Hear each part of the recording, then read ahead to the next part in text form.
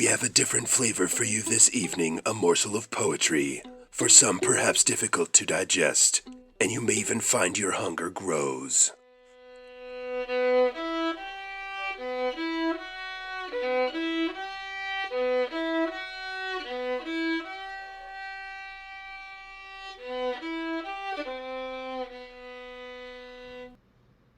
So many years it's been now, so many I lost count. The beads of sweat build upon my brow, my energy each day spent. I reach into my pocket, and my fingertip grazes upon a photo I'd forgotten. I hold it up to the day's last rays of sun, and my mind begins to wander back to the time before the shadows descended like waves of water. I stand there, looking through my window across the street. Ice and melting snow abound along the windswept road, while the dry and barren porch and sidewalk clear from heat, like a beacon out into the cold. A building sits on the other side, quiet and black. A faint illumination forms faint silhouettes of the trees on either side of the porch. One of leaves did lack, the other tall and green, both contrasting with the dark building's indirect darkness.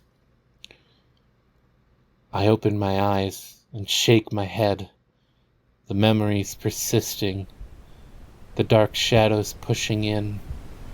I can barely keep resisting. They crack the edges and break through, swarm come caving in. I hold my head and fall to the ground, shouting, "No!" as my thoughts begin to thin.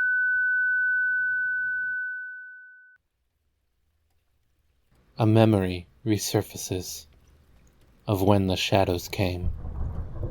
Like a great thundercloud, it glided through the sky, eventually blocking out the sun. A lamppost sticking out, an eye within the storm.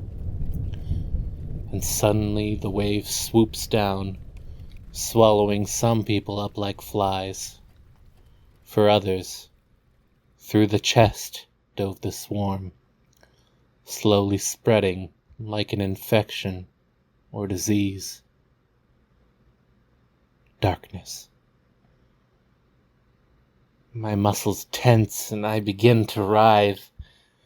The walls of my old photograph bending further in this time. The memory beginning to fade, barely able to survive, like a ship out in the distance, growing smaller as it approaches the horizon. I'm quick to put up auxiliary defenses, a momentary stopgap, as all my fear condenses. 10 years have passed. The swarm's influence spread across nearly half the population, according to the radio. Scientists are trying out a new vaccine to stop all the infection spreading. It sounds like droning now, the raving of madmen. Nothing seems able to stop this storm, this disease. There's only a few dozen of us left now, set up in my study. Ultraviolet light's the only thing keeping us safe. But the swarm is growing more clever day by dreary day, an eerie shriek emanating with attack of the boundary. Darkness.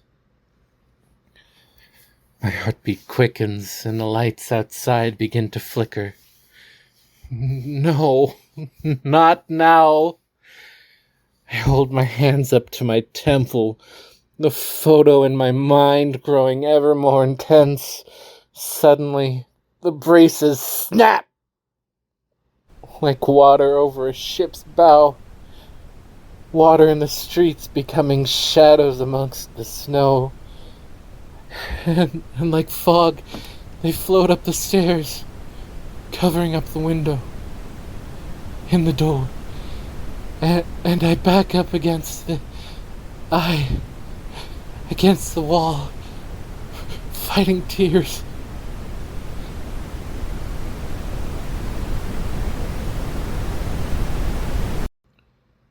The years are growing fainter now, fading from day to night. Only 6 of us left here now, holed up in the kitchen, within our small, grief-stricken commune. We run our smaller ultraviolet system, the electricity glitching, everyone's anxiety growing ever stronger, bags under eyes, ashen skin, hair turning gray from all the stress. Food is low, expressions jaded, glances of morbid hunger turn to darkness. My mind is racing, slowing, the edges of my perception blurring, the photo changing colors quickly, a ride in my mind as I try to focus, but it persists. My hands are shaking as I can't help but feel my stomach grumble. Growing need for something. Anything. Just make it stop! Darkness. As my memory catches up with my isolation-rattled brain, I look around me, my stomach grumbling loudly.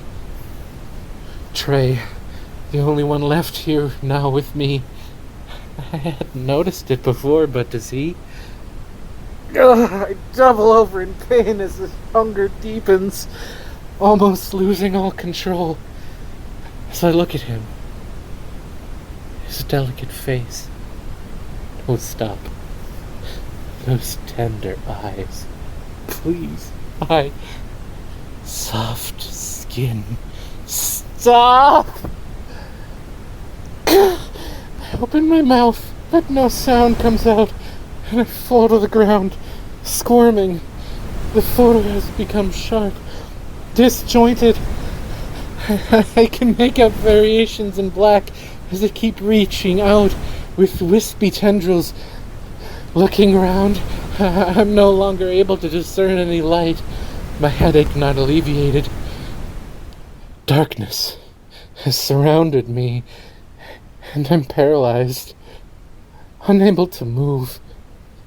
It spreads up my skin like frigid water, seeping in, sinking deep into the bone. Feeling submerged in ice, my mind, the only thing left, begins to break. Darkness. Wait. What's happening? Trey, where are you? I look down, my vision growing. A taste of iron in my mouth.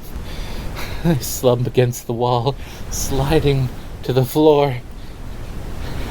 Raise my hands in resignation, wanting the shadow to consume me. Unmasked. Darkness. What is that? I see a faint point. A silhouette, perhaps. I begin to hear a strange humming. But it's complex. Multiple syllables, like a song. Words. A language. The silhouette gets larger until it's close by and reaches out. Understanding.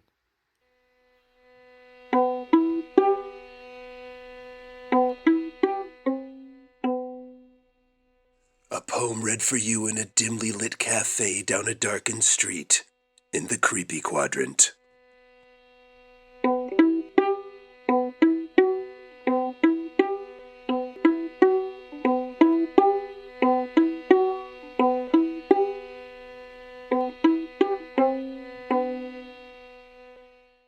Hello, listener. This is Jana Roach. Just wanted to thank you so much for listening to the first season of the Creepy Quadrant. It really means a lot to me and my friends, and we worked really hard on it, so thank you for being there with us. Season 2 will be coming out in October 2023, so please stay tuned. And we love you. Have a creepy day.